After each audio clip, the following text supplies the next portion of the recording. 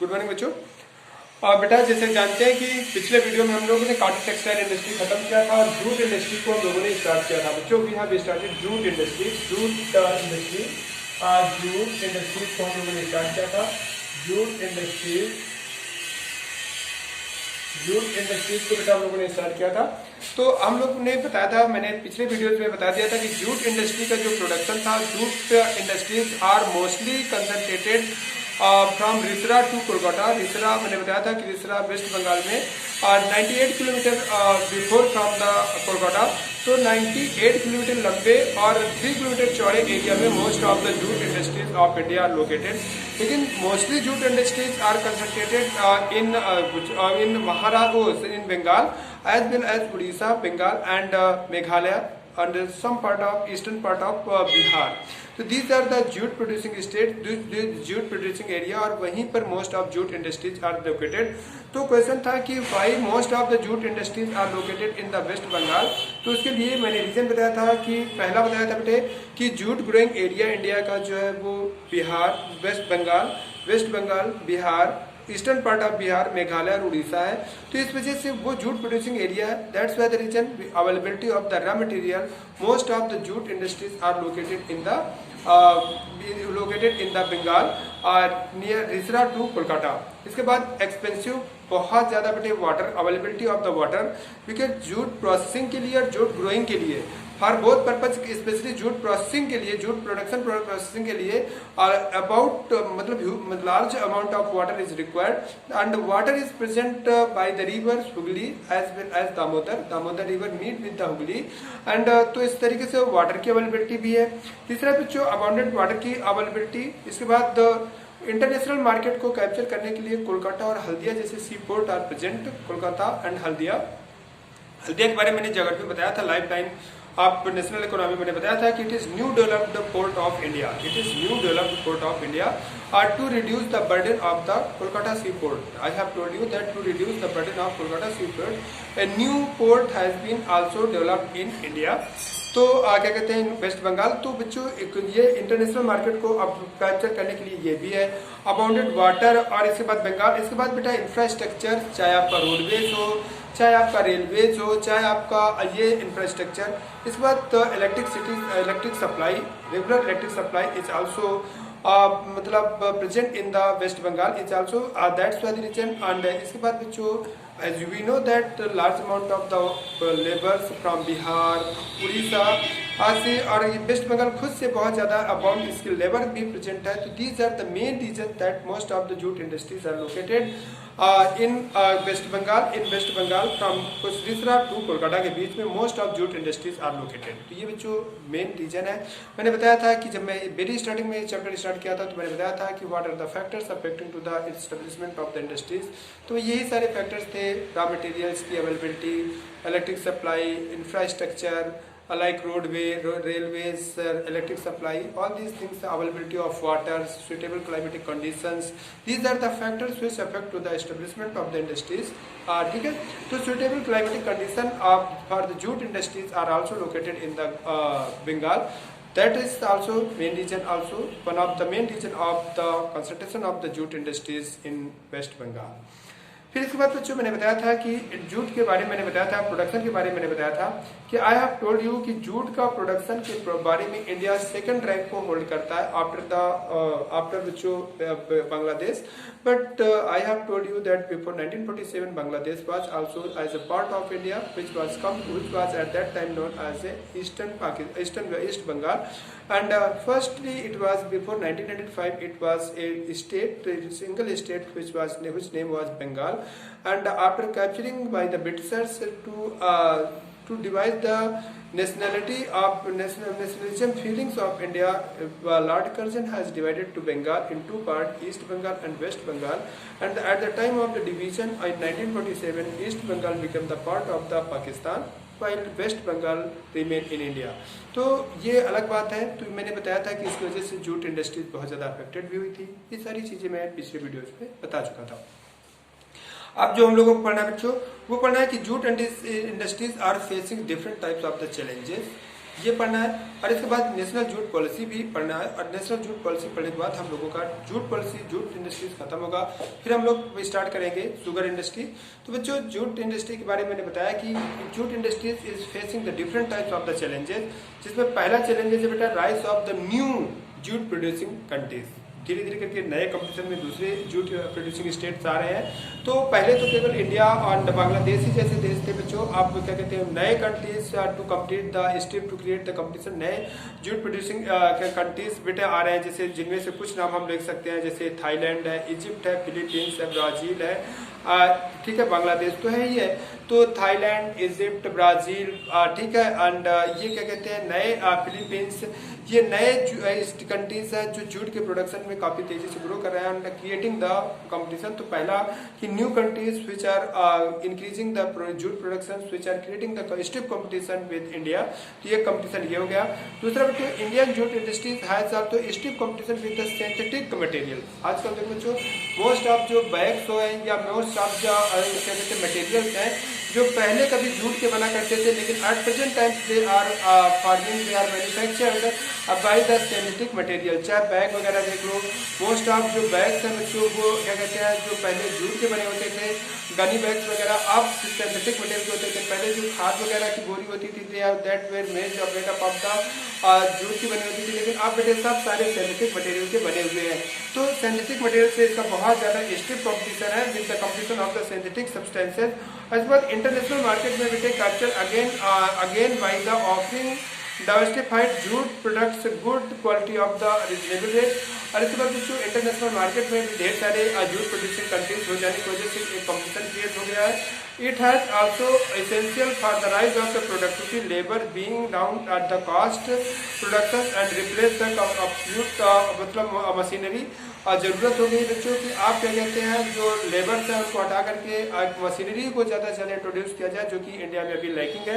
ये भी increase the internal demand of the, ये भी एक बेटे है कि इंटरनल डिमांड को इंक्रीज होना चाहिए, ठीक है, सो दैट जूट के प्रोडक्शन को प्रोड्यूसर को बेटा इसका प्रॉफिट हो सके और इसका प्रॉफिट ले सके, so that the farmers of the jute producing should be gain more income. बच्चों इसी के बाद फिर हम लोग आते हैं कि इंडिया में क्या कहते हैं डिमांड ऑफ जूट प्रोडक्शन क्या है, कि बच्चों इंडिया में भारत सरकार ने जूट के प्रोडक्शन को इंक्रीज करने के लिए और जूट के, ठीक है, जूट के प्रोडक्शन को इंक्रीज करने के लिए बच्चों as well as not only increase the production of jute के प्रोड्यूसर्स को रिजनेबल प्राइस प्रोवाइड करने के लिए, to provide the reasonable price central government of Bharat सरकार बेटा central government of India has introduce the national jute policy. तो बेटा it is important for national jute policy, national jute policy को भारत सरकार ने इंट्रोड्यूस किया। भारत सरकार ने नेशनल जूट पॉलिसी 2005 में इंट्रोड्यूस किया। तो what is the national jute policy? तो बच्चों भारत सरकार ने जूट के प्रोडक्शन को इंक्रीज करने के लिए, to increase the production of the jute in India as well as to provide the proper and reasonable prices to the jute producing farmers, Bharat सरकार या government of India has introduce the national jute policy. मतलब national jute policy has been introduce by the government of India has introduced the national jute policy to increase the production as well as to provide the, अगर question पूछता है, this is important question, that what is the purpose या what is national jute policy. तो by the central government in 2005 jute policy has been organised, jute policy has been introduced which main purpose is to provide the proper prices to the jute farmers and to encourage to the farmers to increase the jute production. This is the main purpose। बस आपको इतना याद रखना बेटे, national jute policy of 2005 का main purpose क्या है? तो national jute policy of 2005 was introduced by the central government of India, which main purpose is to increase the jute production, as well as to provide the proper prices of the jute producing farmers। ठीक है बच्चों, this is the main purpose of the national jute policy of India introduce इन 2005। तो बच्चों इस तरीके से हमारा ये जूट इंडस्ट्रीज है, जिसमें जूट इंडस्ट्रीज में आपको मेनली लोकेशन पढ़ना है, कौन सी industries after at the time of division greatly affected हुई थी ये पढ़ना है, और इसके बाद फिर बच्चों जूट प्रोड्यूसिंग कौन कौन से एरियाज हैं, क्यों 90% 80% jute industries are concentrated in West Bengal, and कहाँ से कहाँ तक है, और इसके बाद क्या इसकी प्रॉपर्टीज हैं और क्या इसके चैलेंजेस हैं, और इसके बाद नेशनल जूट पॉलिसी ऑफ 2005 के पर्पज क्या है, इतना आपको कंप्लीट करना है। It has to completed by you. And after that बच्चों हम लोग स्टार्ट करेंगे sugar industries. Third basic important agro based industries में हम लोग पढ़ रहे हैं बच्चों। एग्रो बेस्ड इंडस्ट्रीज में हम लोगों को तीसरी इंडस्ट्री पढ़ना है। इंडस्ट्रीज में हम लोगों को तीसरी इंडस्ट्री जो पढ़ना है बच्चों वो शुगर इंडस्ट्रीज है। क्या है? शुगर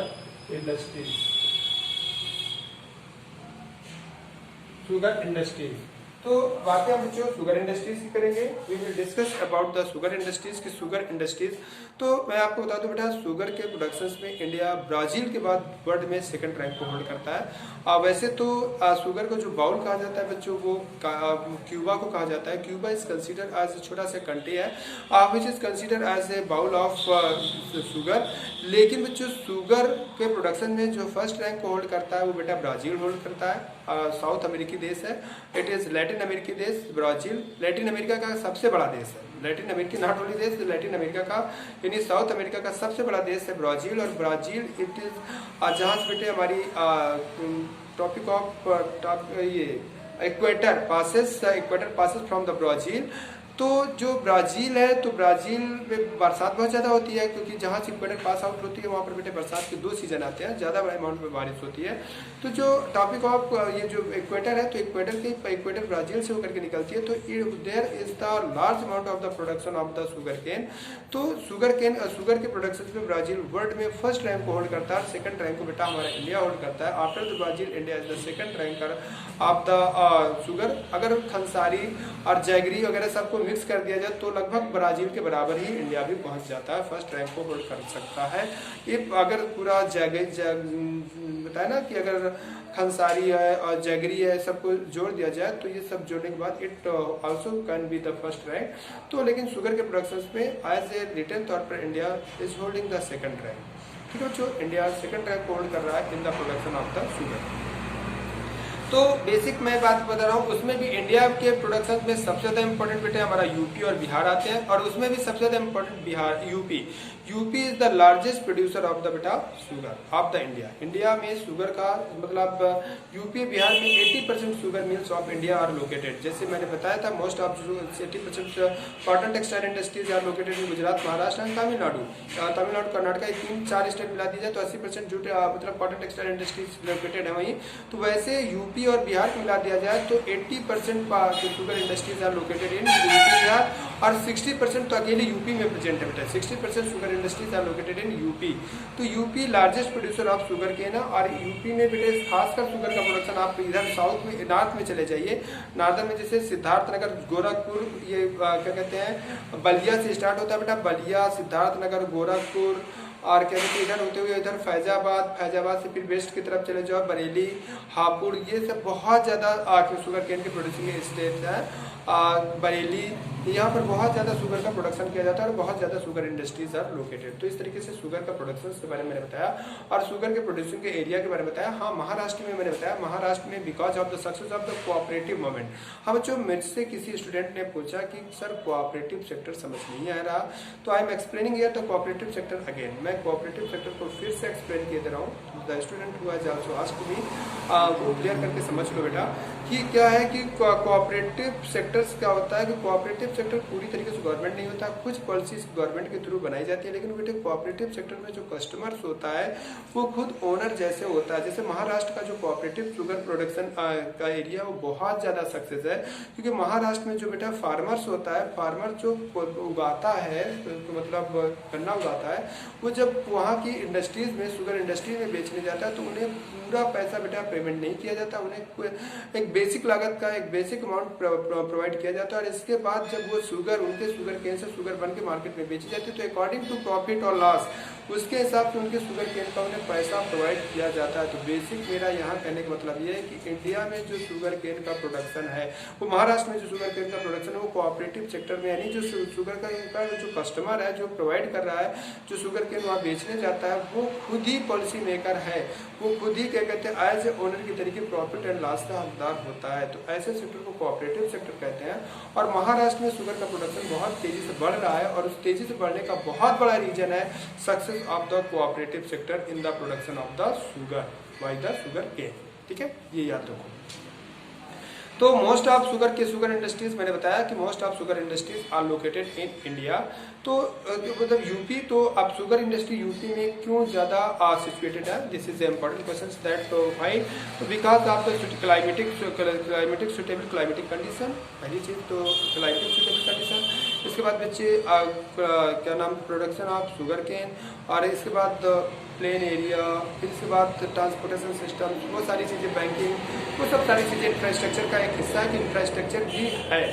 तो मैं आपको जो शुगर इंडस्ट्रीज के बारे में बता, शुगर इंडस्ट्रीज के एक थोड़ा सा चैलेंज के बारे में बता दूं कि थोड़ा सा शुगर इंडस्ट्री जो होती है ना बेटा, ये सीजनल इंडस्ट्री होती है। सीजनल इंडस्ट्री का मतलब होता है कुछ महीनों तक इसमें काम होता है, बाकी टाइम पे ये खड़ी रहती है। कि फॉर एग्जाम्पल के तौर पर जो शुगर केन होता है बेटा, शुगर केन इज पूरी होल 1 ईयर क्रॉप। लगभग इसकी बुआई जो होती है बेटा फरवरी मार्च में होती है, और इसकी जो हार्वेस्टिंग होती है फरवरी मार्च के बाद, इसके बाद इसकी जो हार्वेस्टिंग होती है वो नवंबर दिसंबर में होकर के जाकर होती है। जगह पर नवंबर दिसंबर जनवरी तक में इसका हार्वेस्टिंग होती है।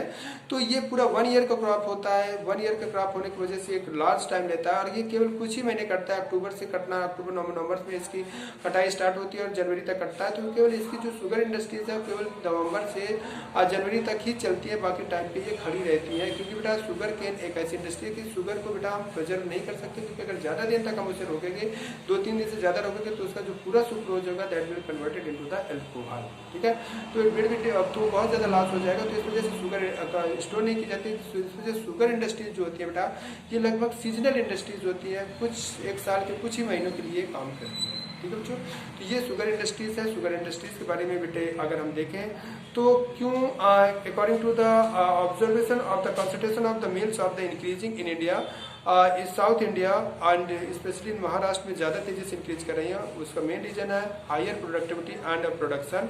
इसके बाद higher sucrose content, cooler climatic condition, success of cooperative sectors जो कि बहुत बड़ा सक्सेस है, certain problem challenges faced by the sugar industries. तो कुछ ये क्या कहते हैं, ये रीजन है जिसकी वजह से महाराष्ट्र में बहुत तेजी से शुगर का प्रोडक्शन बढ़ रहा है। चैलेंजेस कल में पढ़ेंगे बच्चों, नेक्स्ट वीडियो में पढ़ेंगे, और नेक्स्ट वीडियो के बाद फिर हम लोग एग्रो बेस्ड इंडस्ट्री खत्म करके mineral based industries, iron industries के बारे में स्टार्ट। ओके बच्चों, ठीक है।